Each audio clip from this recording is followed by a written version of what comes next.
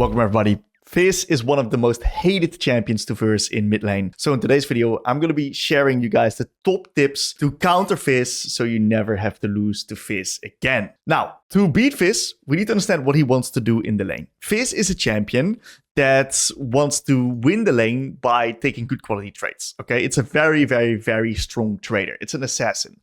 If you think about this kit, it's all about dealing an insane amount of damage towards you, and his passive is about, of course, taking less damage in return. So trading. And he wins the lane through taking good quality trades onto you. So the way that you want to counter Fizz is by making sure that he doesn't win the trades into you. Now, the way that we're going to do that is by manipulating the wave in such a way that it's hard for him to trade because we got backup, and we hit level up spikes earlier.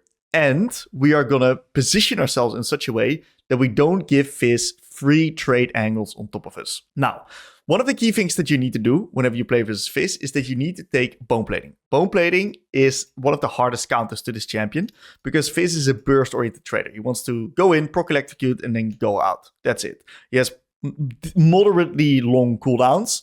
And that's why he rarely wants to extend the trade through the minions. If there's no minions around or just a few amount, he can extend the trade with his W, of course. So you want to be a little bit careful of that. So whenever you play most champions into Fizz, right, it's all about just winning the trades. If you're playing a melee champion, of course, it goes slightly different as to a ranged champion, but the idea is the same. It's all about trading.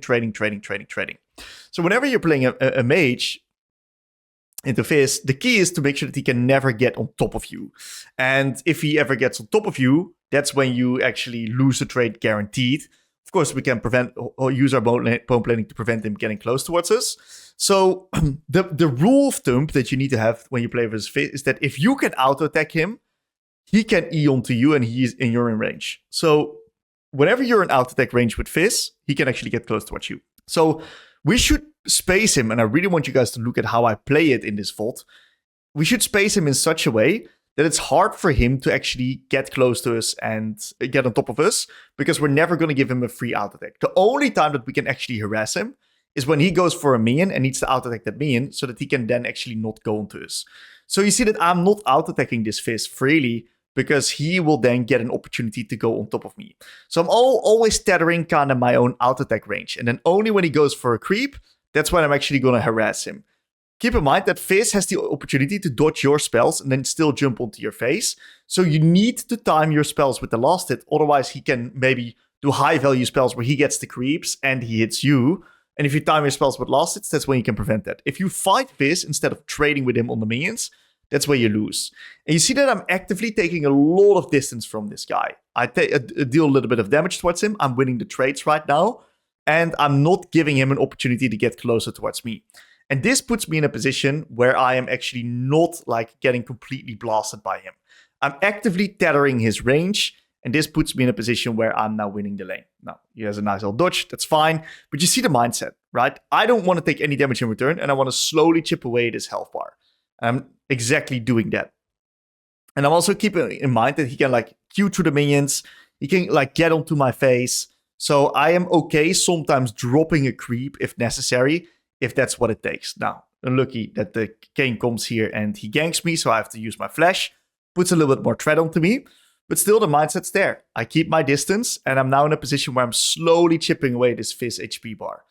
Now, what you see in this spot is that the wave gets pushed towards me. I do a 2-wave crash, then I let the wave push towards me. Because whenever you have the wave in this position, guys, this is a really powerful spot. It's very hard for Fizz to actually get on top of you and all in onto you because you have so much space. Because he then cannot really Q you unless you get like extremely close. Otherwise, he's going to take all these tower shots, and that's when he's not going to be winning the trades.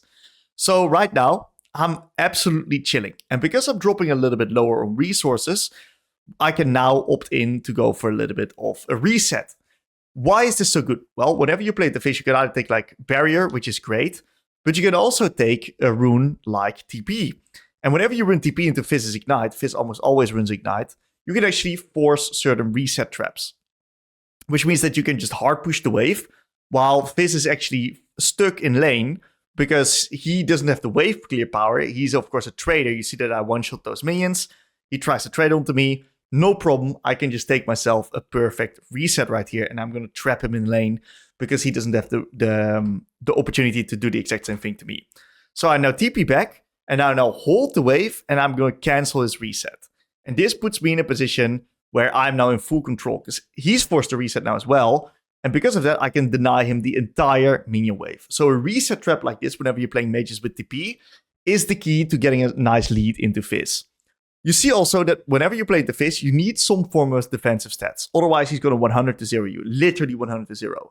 So you can either go null magic mantle, which is great, or you can go Ruby Crystal. In this case, because I'm playing Syndra, I go to Ruby Crystal, because the Ruby Crystal is going to be built into my Cosmic Drive. If you're playing Yone, for example, go null magic mantle, or like Akali, null magic mantle is the key. You can build that into Mercs later down the line and deny his burst. And you see that I once again try to keep the wave on my side. Now, unfortunately, I was just bronzing there, and I took a really bad trade, and I know that I'm in a kill threat right now. So knowing that I'm in kill threat, I'm just kind of forced to reset right now. Otherwise, I'm in a very tricky spot. So I'm kind of just fishing when I can actually get this reset going, which I get right now. And this puts me in a spot where I'm just kind of ignoring him, stat checking him by getting these extra resets up, and I get like about a 10 CS lead. And this is great because this eventually can lead me to just get through the lane strong and then eventually be in a position where I can just play towards my identity as a champion. Now, key things to note. I want to give you guys a few more tips towards the rest of the game into Fizz. Number one. Whenever you have bone plating up, he will never be able to just ult you point blank, because you're then in a position where you can sustain his damage, okay? If he ults you point blank and you got a defensive spell, use it early, so he's forced to use his E to dodge the spell, and that means that the E will then not hit you, and that way you reduce his damage output, okay? Think of it in that sense. Fizz can sometimes hide his ult animation by dashing through a minion with Q and then throwing his ult in his Q animation. So be quite careful for that. You gotta keep in mind that Fizz is a champion that can only wave clear with his main offensive spell, which is his E, and also his main defensive spell. So if he ever tries to nuke the wave, that also puts him very vulnerable, and you can then harass him back. So if he tries to E the wave, you can then trade onto him afterwards. Now, what you gotta keep in mind is that unless you're ahead of the Fizz, you can probably not win the side lane versus him as like 70% of the most mid champs. So unless you go like defensive stats or you're like a good side laner, you probably don't win into Fizz. So what you do is you just push the waves on the side and you move, or you bait him in while asking over from your jungle. And that way you can just kill him and do mean stuff to him. Since it's a burst-oriented champion, the value of Zonias can also be insanely high later down the line, because it's going to be harder for him to burst you. Now, the final thing to note, right, is that if you're falling behind versus Fizz, you're really going to struggle. He's going to one-shot you, he's going to hard push the wave, and he's then going to impact the side lanes, and he's going to roam and do some mean stuff. So the counter to that is not falling behind, okay? The moment you fall behind to Fizz, you can just wrap it up. You're out of control, you can't do anything anymore.